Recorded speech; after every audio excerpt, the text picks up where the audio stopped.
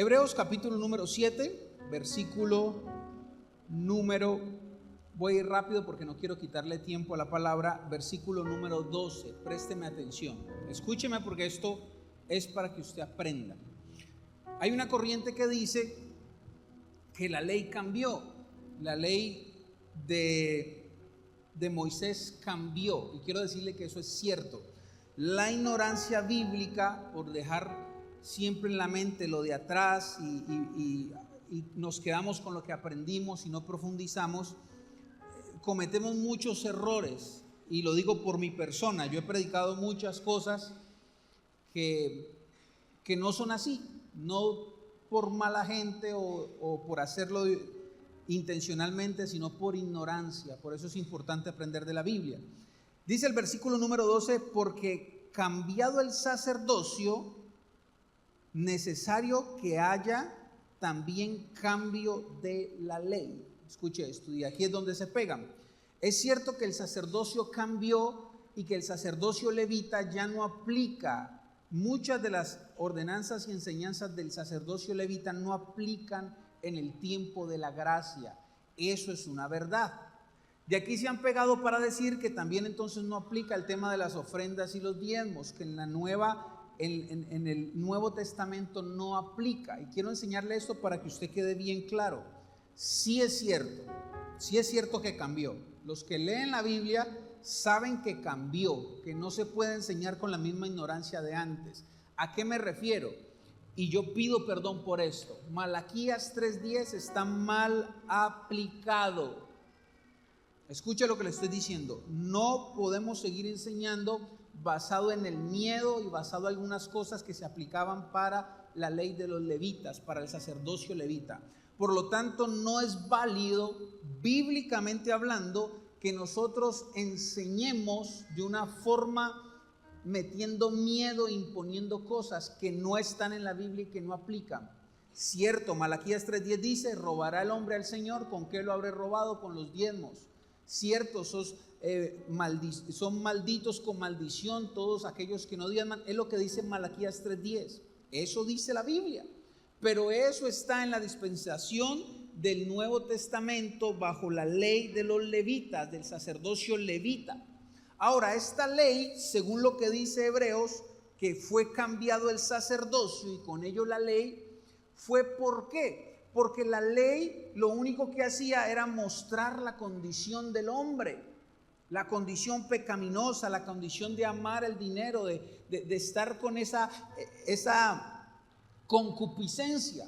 Pero bajo el sacerdocio, que es el que le quiero hablar, que en el cual nosotros regimos actualmente, habla de la gracia de Dios, habla de la naturaleza de Dios como nosotros. Amén, con nosotros. Entonces no es válido enseñar que nosotros robamos a Dios, porque a Dios no lo podemos robar. No es válido decir que somos malditos porque no ofrendamos o diezmamos. No es válido. No podemos seguir enseñando de una forma que la Biblia dice que no es así. Amén. ¿Está conmigo hasta ahí? Pero la Biblia también nos enseña que cambió el sacerdocio. Ya no es bajo los levitas o bajo la descendencia de Abraham, sino que vamos al sacerdocio primero, el primer sacerdocio que hubo antes de Abraham, que fue el sacerdocio de Melquisedec. Un hombre tipo Jesucristo, no era Jesucristo como han enseñado también, era un hombre tipo que representaba a Jesucristo. Un sacerdocio que salió, que no se sabe de dónde vino, no sabe cómo terminó, como dice la escritura, Melquisedec nació y no saben cómo, murió y no saben cómo, y no tiene descendencia. Ese sacerdocio, que es el de Melquisedec, que es mucho antes que el de los levitas, es el que se hizo el cambio. Entonces nosotros no estamos regidos por el sacerdocio levita, que es donde dicen que todas estas cosas fueron abolidas, pero sí estamos bajo el sacerdocio de Melquisedec, que es lo que dice la Biblia. Cambió el sacerdocio, y cambiando el sacerdocio cambió la ley. Era necesario una ley perfecta. Era necesario una ley no basada en la condición del hombre, sino basado en la naturaleza de Dios. Aquí nos enseña que la ley de Melquisedec se explica también en Abraham. Y quiero que vaya conmigo a Génesis capítulo número 14, versículo número 17, rápidamente. Génesis capítulo 14, versículo 17. ¿En cuál ley o cuál sacerdocio es que nosotros basamos el sacerdocio o la ley? Escuche esto, versículo 17. Yo sé que esto hace como una explosión, un circuito allá en la mente para los religiosos, para los que han aprendido cosas anteriores, pero yo les digo desde aquí, lea la Biblia. Amén. Lea la Biblia, no se quede con lo que aprendió en la religión, lea la Biblia para que pueda enseñar asertivamente. Estamos aprendiendo, amén.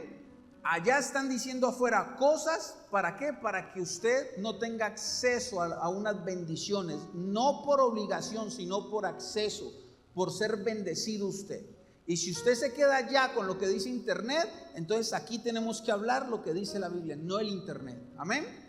Entonces quiero que usted aprenda esto para que saque esos pensamientos, y si se queda con algunas dudas, pregunte, investigue. No se quede solo con lo que escucha por allá afuera. Según el sacerdocio de Melquisedec dice lo siguiente, preste atención. Cuando volvía de la derrota de Kedorlaomer y los reyes con los que ellos estaban, salió el rey de Sodoma a recibirlo en el valle de Sabé, que es el valle del rey. Entonces Melquisedec, rey de Salem y sacerdote del Dios Altísimo, sacó pan y vino. Nosotros estamos bajo el sacerdocio de los reyes y sacerdotes. Los levitas solo ejercían el sacerdocio, pero no el derecho a reinar. Por eso los sacerdotes eran sacerdotes y los reyes eran reyes. Bajo la nueva dispensación nosotros tenemos un sacerdote que Melquisedec era tipo de ese sumo sacerdote llamado Jesucristo. Bajo ese sumo sacerdote, según lo que aprendemos aquí en Melquisedec, Jesús no solo es sacerdote, sino que también es rey. Por eso se dice que él es rey de reyes y señor de señores. Él es rey y es sacerdote. Es el primer rey y es el primer que también funge o funciona como sacerdote. Y le bendijo diciendo: bendito sea Abraham del Dios Altísimo, creador de los cielos y la tierra, y bendito sea el Dios Altísimo que entregó tus enemigos en tu mano. Y le dio a Abraham los diezmos de todo lo que tenía. Présteme atención, no quiero alargarme mucho, después abarcaremos más el tema, seguramente en algún momento predicaré de esto. Dice la escritura que Melquisedec salió a bendecir a Abraham. Después de que lo bendice, habiendo aquí un tema de los judíos pensando que Abraham es el padre de la fe y es más grande que todos los personajes de la Biblia, aquí se habla que Melquisedec era de más autoridad espiritual que Abraham porque lo estaba bendiciendo. Escuche esto. Pero la bendición viene recordándole a Abraham una cosa, que la guerra que él ganó, porque Abraham era un general en ese momento, la guerra que él ganó fue porque Dios le entregó a sus enemigos, aunque él fue el que trabajó, el que lo batalló, el que fue a la guerra. Cuando Abraham es bendecido por Melquisedec, dice la escritura que Abraham le nace, no se le impone, no se le pone como una regla, Dios le revela darle los diezmos. Y Abraham, después de que recibe la bendición y entiende que la bendición viene porque Dios le entregó a sus enemigos, le entrega los diezmos a Melquisedec, al sumo sacerdote. Y esto es interesante porque, número uno, no se puede diezmar si no tienes botín. Y eso lo hemos dicho. Es ilógico pensar que usted puede agradar a Dios cuando no tiene cómo agradar a Dios. Los diezmos se dan de lo que tú tienes, no de lo que tú no tienes. ¿Quién le reveló a Abraham darle los diezmos a este sacerdote si no había ley? ¿Quién le reveló a Abraham darle los diezmos a este hombre si nadie decía que no siquiera existían los diezmos en ese tiempo? No estábamos bajo los levitas. Los levitas vinieron después. Pero la enseñanza es de que Abraham viene con un botín, viene con una bendición. Y lo que le recuerda al sacerdote, esa bendición que tú tienes no es por imposición para que no robes a Dios, no es porque Dios te va a castigar si no le das a Dios, es porque tú entiendas que lo que tienes es porque Dios te ha permitido tenerlo. Más que un tema de imposición, es un tema de gratitud que tiene que venir revelación. Es decir, usted viene con su botín. ¿Cuál es su botín? El fruto de su trabajo, el esfuerzo, todo lo que usted hace mes a mes para trabajar. Y le dice Melquisedec, tienes que entender que lo que tienes, aunque sea por tu esfuerzo, aunque sea porque estás trabajando duro, aunque sea porque le están metiendo ganas a la vida y llegas cansado, sí, tú coges la espada, pero yo te entrego los enemigos. Sí, tú coges la espada y el computador para estudiar, pero yo soy el que te doy la victoria sobre lo que estás haciendo. Y con ese botín, entonces él dice, un momento, yo voy a diezmar a Dios. ¿Aló? Yo voy a darle algo a Dios. Y le dio la 10ª parte. Según la ley levita, los diezmos son impuestos. Los diezmos causan terror porque tienes que hacerlo si no eres maldito, tienes que hacerlo si no estás robando a Dios, tienes que hacerlo porque si no entonces el devorador te va a comer. Eso es la ley. Pero el sacerdocio de Jesucristo no es impuesto, es por revelación, como le digo a la gente. Por eso en este lugar no nos enfocamos mucho en que si usted diezma o no diezma puede venir a la iglesia. No, la iglesia está abierta. Si usted no recibe revelación de que es importante que usted agrade a Dios con su botín, con su esfuerzo, con lo que Dios le ha dado, con lo que Dios le ha permitido tener, no lo haga, porque no somos dinero. Pero también es una verdad. Dios y Abraham nos enseñan que esto es por revelación más que por imposición. Tenemos que aprender a honrar a Dios. Tenemos que aprender a entender de que todo lo que tenemos es gracias a Dios y que yo le comparto a Dios de lo que he recibido de su mano. Así que es cierto, la ley cambió. Así que es cierto, damos a Dios no por miedo, porque no podemos dar a Dios por avaricia, pensando que damos porque vamos a recibir, pero tampoco podemos dar a Dios por tacañez o por miedo. Como decía el jueves, hay quienes reparten y se les ha añadido más. Entonces no damos por avaricia para que Dios nos dé más. No, esa no es la forma correcta. Pero tampoco damos por miedo, para que Dios no te castigue, para que Dios te quite el trabajo. Ideas que la gente tiene en su mente que son pura religión.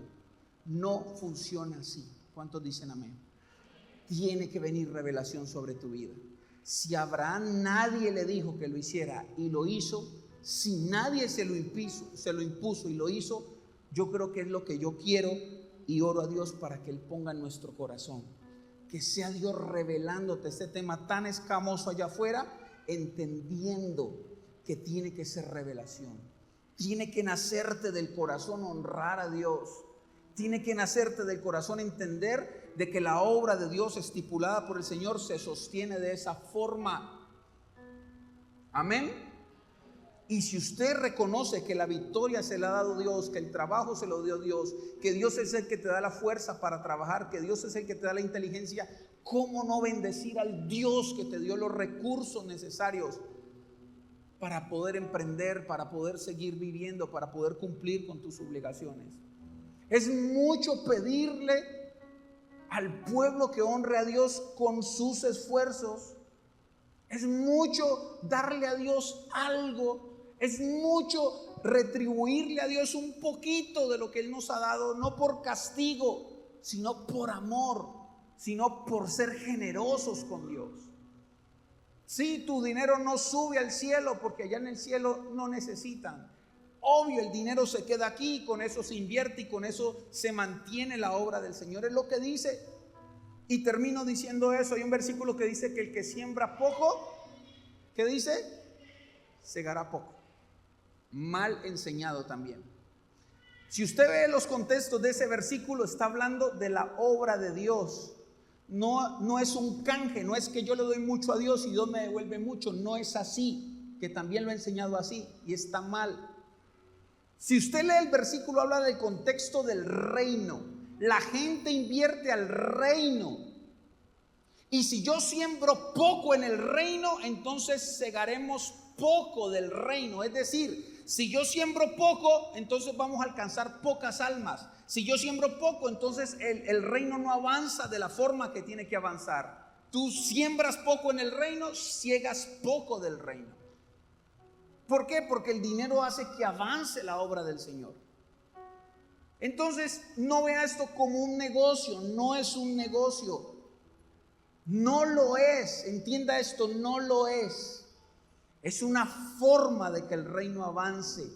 Y entre más usted da al reino, más el reino avanza. No es entre más doy, más Dios me da. No. Repito, no podemos seguir enseñando de la manera equivocada. Esto no es imposición. Esto no es maldición. Esto no es meter miedo a la gente. Esto es entender de que lo hacemos por revelación. Dios ha sido tan bueno que permite que a través de tu esfuerzo el reino avance. ¿Cuántos dicen amén? Se me fue el tiempo. Póngase de pie, por favor. Yo quisiera que usted recibiera revelación. Mire, no estamos hablando de cantidad, sino de calidad. La gente, cuando tiene amor al dinero, piensa en cantidad. Dios pide una décima parte, la décima parte es una décima parte, punto. Si tú tienes ingresos extraordinarios y diezmas, es lo mismo que diezma un niño cuando trae una monedita, es la décima parte. Si puedes diezmar mucho, bendito sea el Señor, tienes mucho. Pero si tienes poco, también estás diezmando, porque uno no diezma de lo que no tiene, sino de lo que tiene, del botín que Dios le ha permitido tener. Pero el amor al dinero nos tiene amarrado que, ay, 1 millón es mucho, ay, 1,000 pesos es poco, entonces es más fácil dar 1,000 que 1 millón. No funciona el reino así. No se trata de cantidad, entiéndalo. ¿Cuántos dicen amén? Si tus entradas son poquitas o son muchas, el diezmo es el diezmo. Amén. Y honramos a Dios por eso. Y damos gracias a Dios. Y dependemos de Dios. Nuestras finanzas dependen de Dios. Eso es dar el diezmo. Es reconocer que mi vida financiera depende de Dios. Si está puesta en el trabajo, un día vas a perder el trabajo. Si está puesta en tus negocios, un día los puedes perder. No hay nada fijo o estable. Lo único estable es Dios. Y la forma de mostrarlo es decirle: Señor, mi vida financiera y económica está en tus manos. Levante por favor sus manos, su ofrenda, su diezmo si lo trajo. Y yo quisiera en esta mañana que usted entienda esto. Después enseñaré un poco más. Démosle al Señor, no lo que Él se merece, porque Él se merece más que eso. Démosle al Señor conforme reciba revelación. No queremos enriquecernos con tu trabajo. Dios nos guarde. No queremos te queremos ver bendecido. Queremos que vivas un evangelio real, y esto es parte de vivir el evangelio. Como digo, si te hace lagunas mentales este tema, no lo hagas. Aquí no se le pide a nadie obligación. Pero si esto lo recibes de parte de Dios, yo te invito a que honres a Dios. Yo te invito a que lo hagas no porque quieres más o porque vas a ser maldito, sino porque quieres agradecer al Padre y reconocer que Él es la fuente de tu bendición. ¿Cuántos dicen amén? Abraham dijo: yo doy mis diezmos porque el botín que tengo, Él me lo dio. Usted y yo diezmamos porque el botín que tenemos, Él nos lo dio. ¿Cuántos dicen amén? Levanta tus manos, quiero orar por ti. Padre, yo bendigo la iglesia, Señor. Declaro bendición hasta que sobre y abunde sobre tu vida. Le pido al Dios del cielo que traiga ahora revelación sobre este tema, sobre ti. Que tú tengas más amor por Dios que por el dinero. que tú tengas más fe que dudas, que tú tengas el corazón más puesto en Dios que en lo humano, que en lo normal, que en lo natural. Y que si es la voluntad de Dios, Él te entregue más botín, Él te bendiga más, Él te dé más de lo que tienes. Pero no porque desde este lugar motivamos a la arrogancia, motivamos a la vanidad, no, sino porque Dios se agrada de ti. Bendigo tu economía como pastor, bendigo tu trabajo, bendigo tu emprendimiento, bendigo tu empresa, bendigo tus fuerzas, bendigo todo lo que haces en la semana. Bendigo en el nombre de Jesús a tus hijos, lo que a ti te importa lo bendigo como pastor en el nombre de Jesús. Le pido a Dios del cielo que te cubra con su gracia y que tú seas bendecido en todas las áreas de tu vida, en el nombre poderoso de Jesús. Y la iglesia dice, démele un aplauso al Señor, por favor.